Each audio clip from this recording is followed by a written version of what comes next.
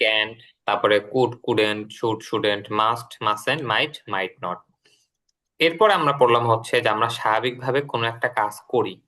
তো এইটা বোঝানোর জন্য আমরা স্বাভাবিকভাবে ভার্বের সাথে কিছু ব্যবহার করি না, কিন্তু যখন এটা নেগেটিভে চলে যায় তখন আমরা ডোন্ট ব্যবহার করি, আর যখন প্রশ্ন আসে তখন আবার ডু ডোন্ট ব্যবহার করি। আর যখন এটা আবার থার্ড পারসন সিঙ্গুলারে যায় তখন ডু এর পরিবর্তে আমরা ডাজ, ডাজেন্ট এটা ব্যবহার করি আমরা। এই তো এখন দেখেন, এটা হচ্ছে আমাদের ছিল হচ্ছে মানে ক্রিয়াবাচক বাক্য, যে কোন একটা কাজ আমরা করব বা করব না, এই মানে কোনটা কাজের ব্যাপারে, কাজ করি করি না, এই টাইপের। এখন হচ্ছে আমরা একটা নামবাচক বাক্য পড়বো এই শীটে আমরা। প্রথমে দেখেন কয়েকটা এখানে ওয়ার্ড আছে, ওগুলো সবাই আপনারা জানেন, যে স্টুডেন্ট ছাত্র, টিচার শিক্ষক, ডক্টর চিকিৎসক, মেকানিক মিস্ত্রি, ড্রাইভার গাড়ি চালক, পাইলট বিমান চালক, কুক বাবুর্চি, ফার্মার কৃষক, বায়ার ক্রেতা, সেলার বিক্রেতা, বুচার কসাই, প্লামার পানির মিস্ত্রি। হ্যাঁ, এই কয়টা একটু মুখস্থ করেন তো আপনারা।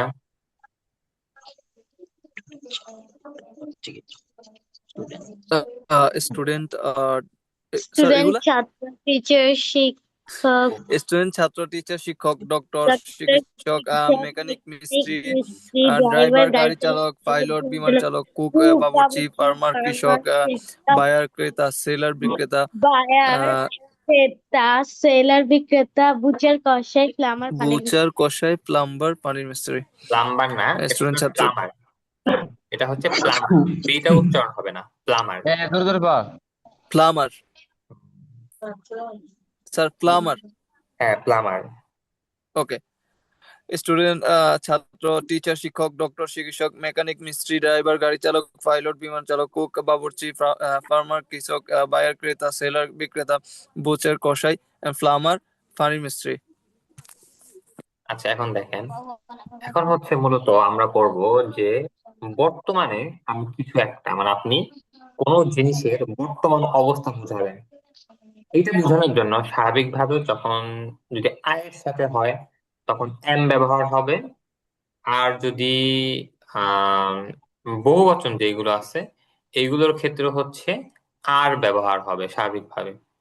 আর এক বচনে যে ইউ আছে এটার ক্ষেত্রে আর ব্যবহার হবে। শুধু যেগুলো থার্ড পারসন সিঙ্গুলার আছে যেরকম হি, শি, ইট বা একটা নাম, সেগুলোর ক্ষেত্রে হচ্ছে আবার ইজ ব্যবহার হবে। আয়ের ক্ষেত্রে এম ব্যবহার হবে, আর হি, ইট, সি, ইট এগুলোর ক্ষেত্রে ইজ ব্যবহার হবে। আর এছাড়া যেগুলো আছে এগুলোর ক্ষেত্রে আর ব্যবহার মানে হ্যাঁ আর ব্যবহার হবে।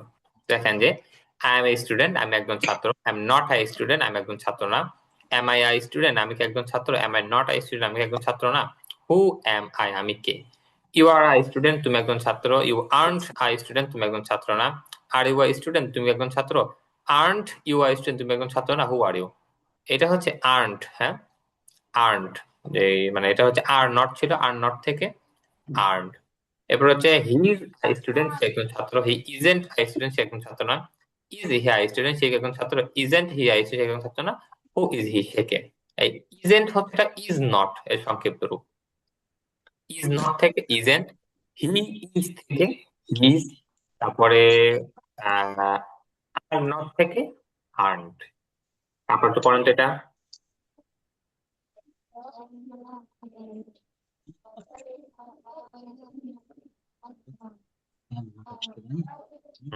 পড়েন তো ভাই।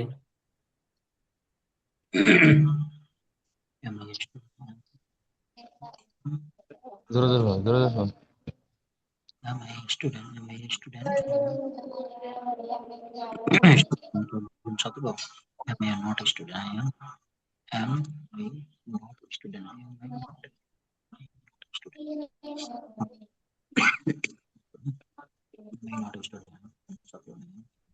I'm a student, আমি একজন ছাত্র। I'm not a student, আমি একজন ছাত্র না। Am I a student, আমি কি একজন ছাত্র। Am I not a student, আমি কি একজন ছাত্র না। Who I am, আমি কে। You are a student, তুমি একজন ছাত্র। You aren't a student, তুমি একজন ছাত্র না। Are you a student, তুমি কি একজন ছাত্র। Aren't you a student, তুমি কি একজন ছাত্র না। Who are you? Student.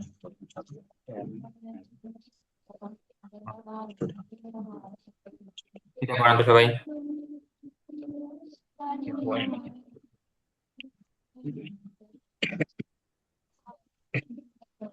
भाई अभी क्या हाल है?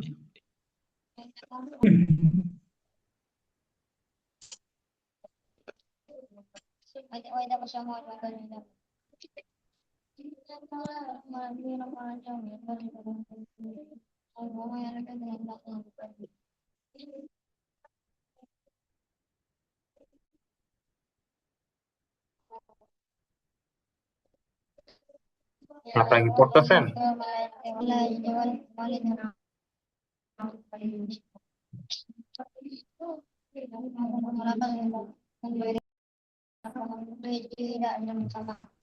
বুঝে পড়া হয়েছে?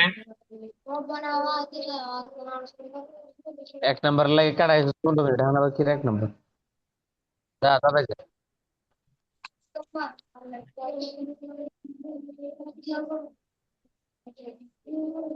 আচ্ছা, এরপরে দেখেন, এবার যে উইল দিয়ে পড়ান তো সবাই, উইল দিয়ে।